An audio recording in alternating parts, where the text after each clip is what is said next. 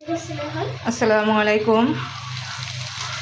আমি আজকে রান্না করব সিমের বিচি দিয়ে আর কালীবাউস মাছ দিয়ে রান্না করব।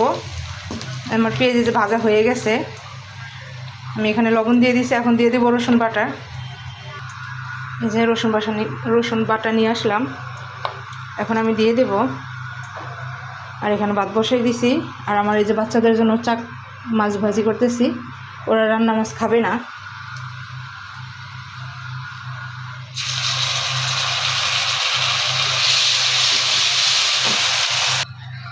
আমি এখানে যে মশলা দিয়ে দিছি রসুন বাটার পরে, আমার পেঁয়াজটা বেশি ভাজা হয়ে গেছে, তার জন্য আমি দেখাতে পারি নাই, ক্যামেরা অফ করে দিছি।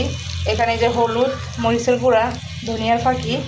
এখন আমি যে এটা কষাই নিব মশলাটা।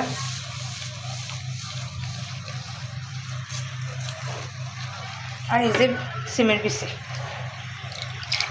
এগুলো সকালে আমি ছিলে নিছি। আমার এখানে ভাত হয়ে গেছে। এখানে আমি এই যে বিচি দিয়ে দিলাম, কষে যাচ্ছি। আমার মাও কালকে বিচি তরকারি রান্না করছে।